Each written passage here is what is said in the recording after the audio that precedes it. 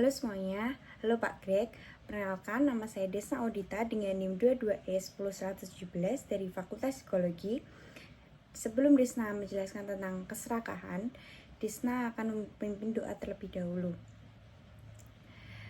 Terima kasih Tuhan, terima kasih ya Bapak atas penyertaan-Mu sepanjang hari ya Tuhan. Sebentar lagi ya Tuhan, Desna akan menjelaskan tentang keserakahan yang dijelaskan oleh Pak Greg ya Tuhan. Kiranya ya Tuhan menjadi berkat bagi banyak orang ya Tuhan. Kiranya ya Tuhan, semoga anak-anak-Mu ini bisa mengandalkan Engkau hari demi hari dan bahkan waktu dan setiap tujuan hidupnya ya Tuhan. Kiranya ya Tuhan, doa yang tidak sempurna ini kuhaturkan di dalam tangan-Mu. Haleluya, amin.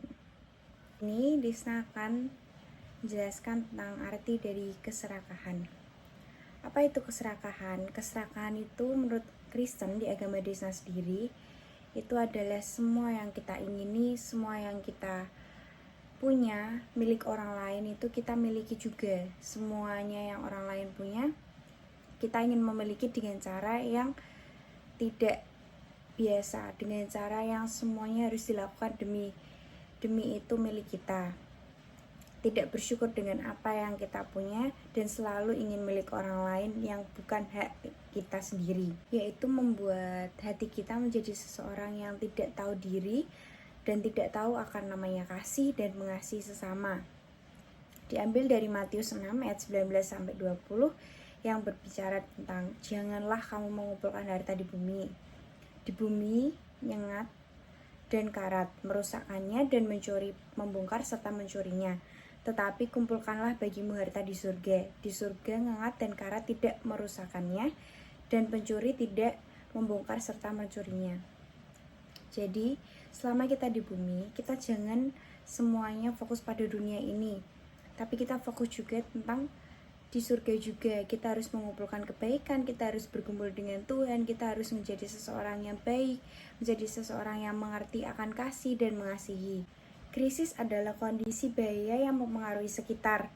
Krisis identitas yaitu di mana orang tidak memiliki tujuan hidup, sehingga dia tidak tahu apa tujuan hidup mereka itu apa selama dia hidup. Dia tidak tahu manfaat dia di bumi itu apa. Kenapa manusia bisa serakah?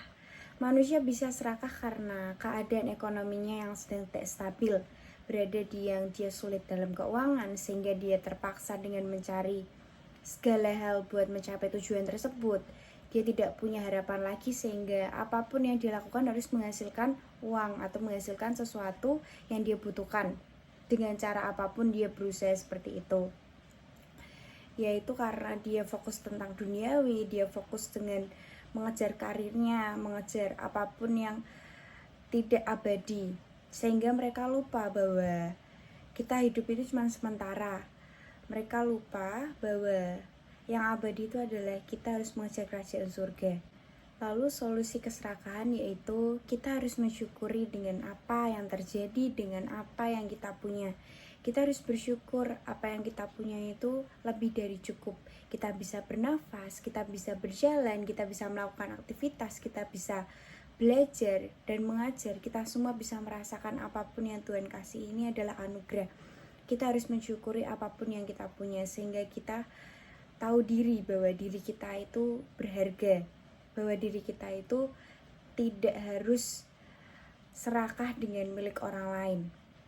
Diambil dari kitab suci Lukas 12 ayat 15 yang berbunyi, berjaga-jagalah dan waspada terhadap segala ketamaan, sebab walaupun seorang berlimpah-limpah hartanya, hidupnya tidaklah tergantung daripada kekayaan itu.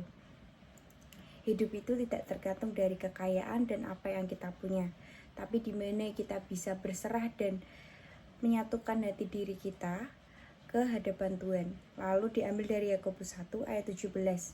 Setiap pemberian yang baik dan setiap anugerah yang sempurna datangnya dari atas dan diturunkan dari Bapa segala terang padanya. Tidak ada perbuatan atau bayangan karena pertukaran. Semua ini berasal dari Tuhan dan semua ini akan diambil sesuai dengan waktunya. Kita harus banyak berbuat baik, kita harus banyak bersyukur, kita jangan mengejar duniawi. Kita harus mengandalkan Tuhan dalam segala hal. Ingat, keserakahan menyebabkan hidup kita hancur. Terima kasih. Sebelum itu kita berdoa terlebih dahulu.